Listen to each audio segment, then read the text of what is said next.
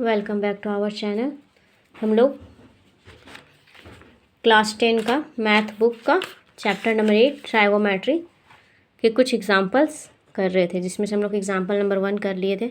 आज हम लोग इसका एग्जांपल नंबर 2 करेंगे। ठीक है,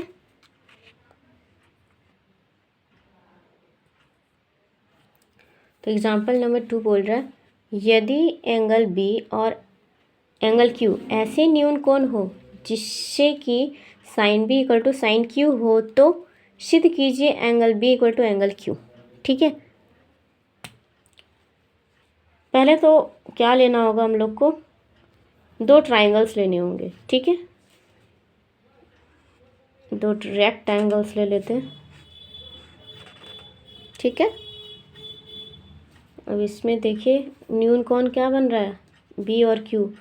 बी और क्यू न्यून कोण बनेगा, तो P Q R A B C P Q R ऐसे ले लेते हैं। ठीक है, अब ध्यान दीजिए, हम लोग को सिद्ध क्या करना है, हम लोग को सिद्ध करना है एंगल बी बराबर एंगल क्यू, ये सिद्ध करना है। ठीक है, अगर ये सिद्ध करना है तो सबसे पहले हम लोग को क्या सिद्ध करना होगा कि ट्राइंगल ए बी सी सर्वांगसम ट्राइंगल पी क्यू आर, और ये सिद्ध करने के लिए हमको ये दिखाना होगा कि A C by A B is equal to P R by P Q is equal to B C by Q R, और ये तीनों किसके बराबर हो जाएगा, के बराबर। हमको ये दिखाना होगा। ठीक है, समझ में आया। ये लाने के लिए हमको ये लाना होगा, ये लाने के लिए हमको ये लाना होगा। ठीक है, इतना समझ में आया। चलिए, यहाँ तक समझ में आया, कोई दिक्कत, क्या लाना है क्या नहीं।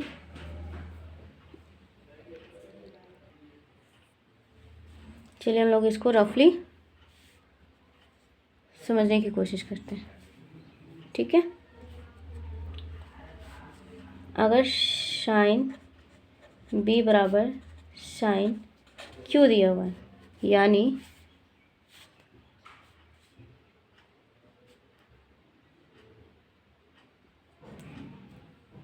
ए सी बाय ए बी, क्यों ले रहे हैं, क्योंकि ये मेरा पी है, ये एच है, ये बी है, क्योंकि इस एंगल की बात हो रहा है ना, इसीलिए equal to P R by P Q होगा। इसको किसके बराबर ले लेते हैं, के बराबर ले लेते हैं, कोई दिक्कत।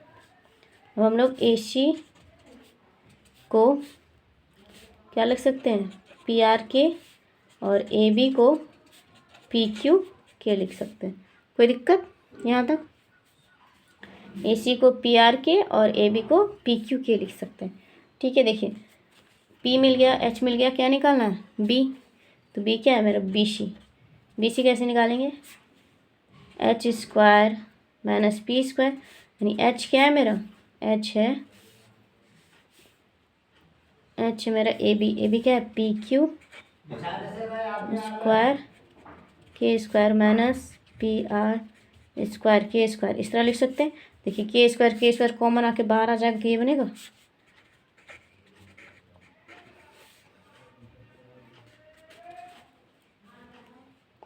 कोई दिक्कत।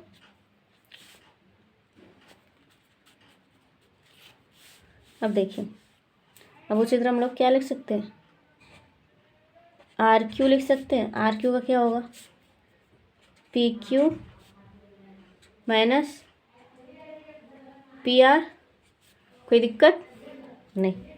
अब देखिए हमको क्या लाना है, B C by P Q R, तो यानी कि B C by B C by R Q, यानी रूट अंडर के बाहर में P Q minus P R, ठीक है, divided by root under P Q minus P are.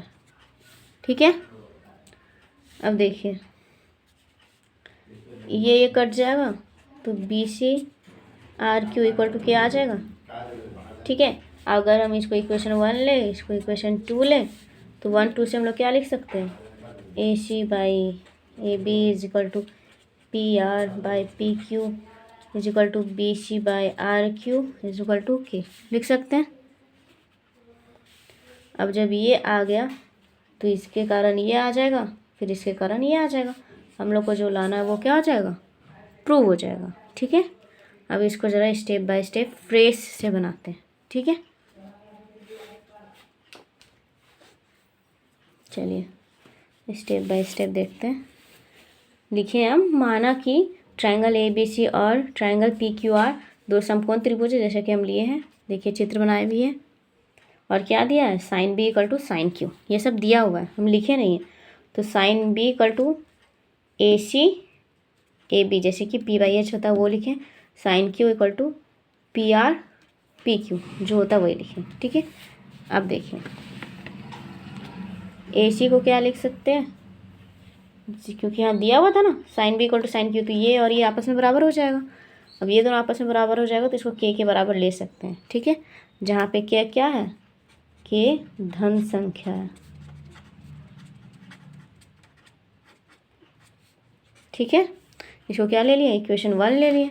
अब पाइथागोरस प्रमेय से, पाइथागोरस प्रमेय क्या होता है, H square equal to P square plus B square, हमको बी का वैल्यू निकालना, यानी एच स्क्वायर में से पी स्क्वायर करना होगा। यानी कि ये दिया हुआ है, पी दिया हुआ है, एच दिया हुआ है, तो बी निकालना है, यानी बी सी निकालना है। तो बी सी इक्वल टू क्या होगा, A B square minus A C square. ठीक है, अब ए बी को क्या लिए थे हम, ए बी को कैसे निकाले थे, याद है, पी क्यू के, और ए सी को पी आर के। ठीक है, तो इसको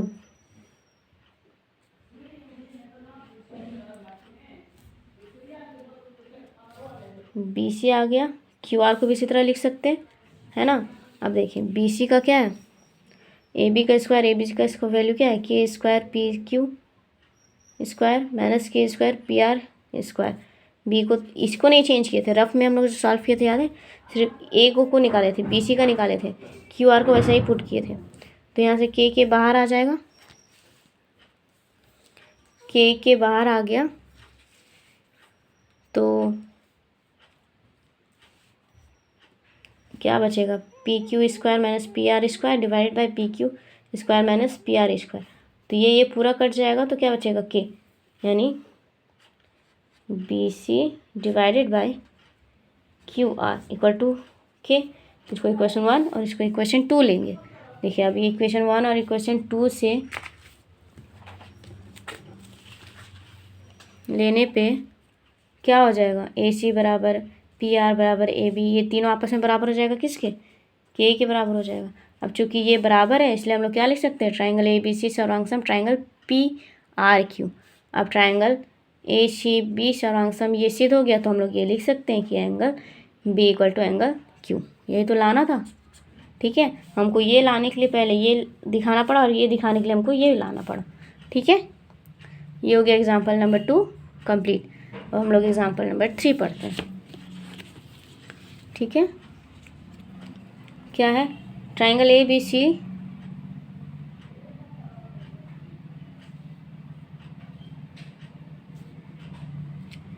ट्राइंगल ए बी सी लीजिए जिसका कोण सी समकोण है। ठीक है, जिसमें ए बी इक्वल टू 29 इकाई और बी सी इक्वल टू 29 इकाई, और angle A B C theta है। ठीक है, तो निम्नलिखित के मान याद कीजिए, जिसमें कोस square theta plus sine square theta का वैल्यू फाइंड करना है, कोस square theta minus sine square theta का वैल्यू फाइंड करना है। ठीक है, तो हम यहाँ लिखे हैं, माना कि ट्राइंगल ए बी सी एक समकोण त्रिभुज है। ठीक है, हम ले भी लिए ए बी सी, और यहाँ जैसा बोला था कि सी क्या होना चाहिए, 90 डिग्री होना चाहिए, तो ले लिए। एच वैल्यू मेरा 29 दिया हुआ है, बी का वैल्यू 21 दिया हुआ है, तो पी का निकालना होगा। तो पी का कैसे निकालेंगे, पाइथागोरस थ्योरम से निकालेंगे, यही तो एक तरीका है। ठीक है, तो हम लोग वही करते हैं। पी का वैल्यू निकालने के लिए H square minus B square करेंगे, ठीक है।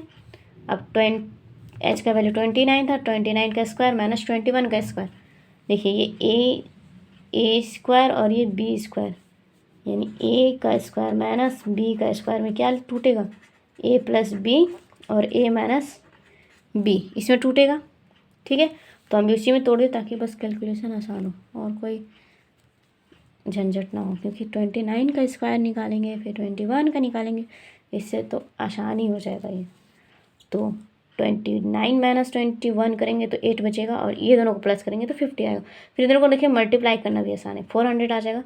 अब रूट 400 का क्या आता है, 20 का ही, ठीक है। आसानी से निकल गया ना। अब कहाँ स्क्वायर करना पड़ता है हम लोग को।